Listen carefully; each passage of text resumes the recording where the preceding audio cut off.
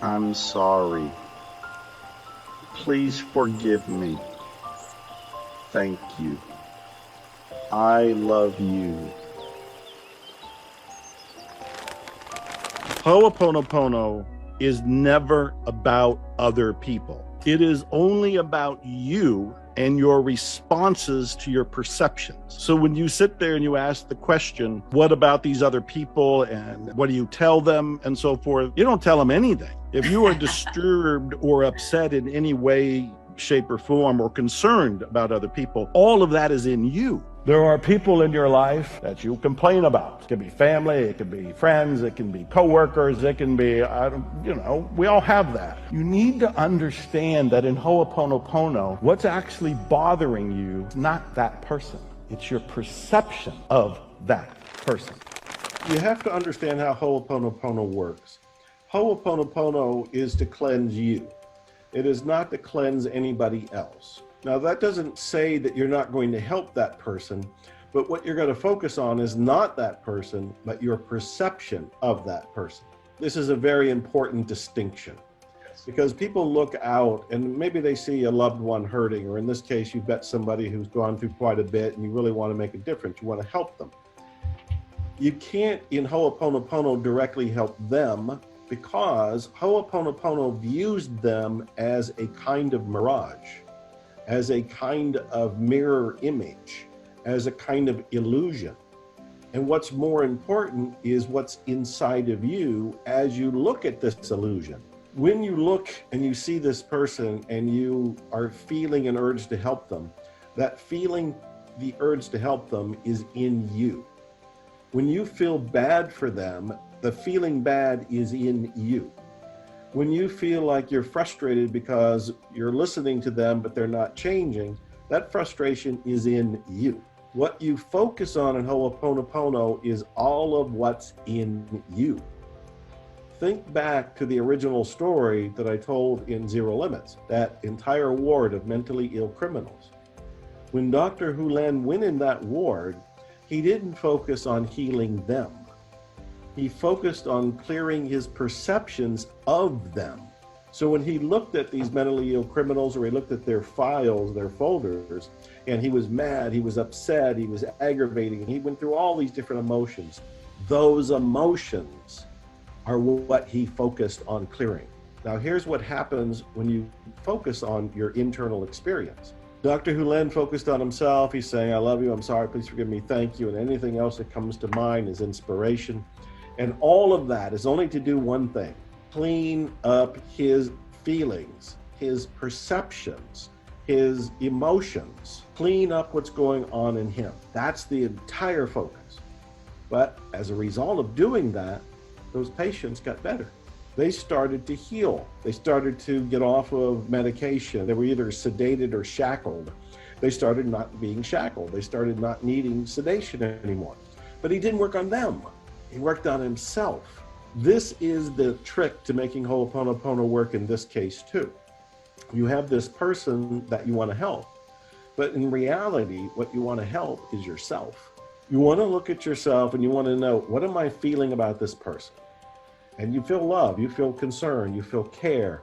You might feel frustration, you might feel impatience, you might feel confusion, you might feel pain. Whatever it is you're feeling, that's what you want to clear in you. Those are the perceptions that are being created in your mind as you look at this person. So those perceptions are in you, not in the other person.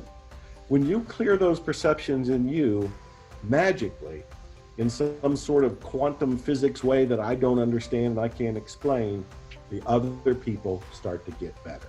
So you don't work on that person. You work on you and your viewpoint of that person. As you take care of that, you bring yourself to a place of peace.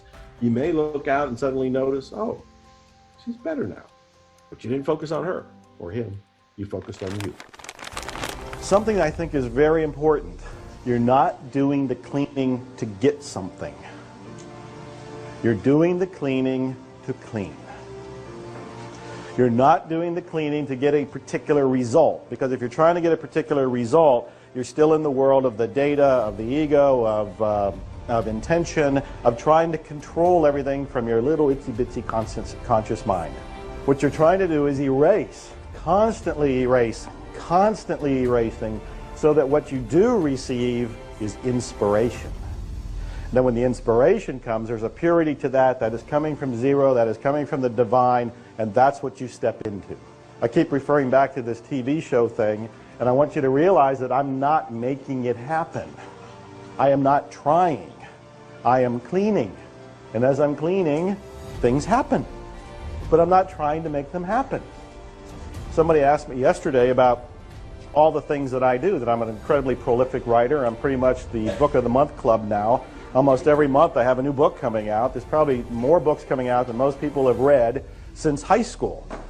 You know, and they can't keep up with them. I have people who are fans of mine who are on my mailing list who try to keep up, who complain, you write too much. I can't buy all of your books. I can't read all of your books. I can't read all of your blog posts. And they think that I'm just doing a whole lot of effort. I'm doing a whole lot of struggle. But what's really happening is it's play. It's an effortless activity. And this is what happens when you come from inspiration. When you just keep cleaning and the divine says something like, write this book, Joe, or whatever it happens to be, it's easy for me to do it. Now, when you look at me doing it, it may seem like intense effort because you're trying to imagine what it would be like for you to do it. But when I do it, it's natural for me. It's much like you with your sonnet over there. I don't want to have to go and memorize it. I don't want to have to go and perform it. That's not my inspiration. It might be at one day.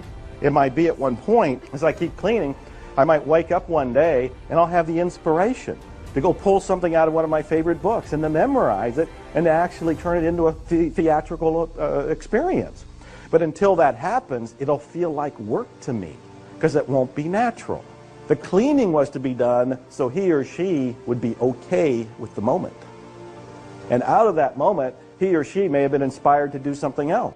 Like because of the noise, get up and write a poetry, or to work out a business plan, or to go for a walk, or a run. I don't know. It could have been any number of things. So you're cleaning to clean. Hooponopono. Maybe you've heard of it, maybe you haven't. If you haven't heard of it, brace yourself, because it's the most powerful, the most transformational, the most magical, the most miraculous technique I've ever come across. I'm Dr. Joe Vitale. I've written 80 books. I've recorded 15 albums. I have 200 some products. I have a coaching program, certification programs, but nothing ever has had the impact in my life as Hooponopono has. I've been teaching it to other people since around 2005. There is great depth to it, though it's very simple. On the very superficial level, there's really only 4 phrases, and you're kind of saying them as a quiet prayer or petition. But there's so much more to it than that. And what I really want you to do is check it out. I want you to check it out for you, your family, your friends, and ultimately for the world. It's that powerful.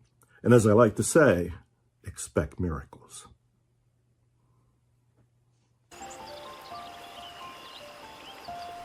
I'm sorry. Please forgive me. Thank you. I love you.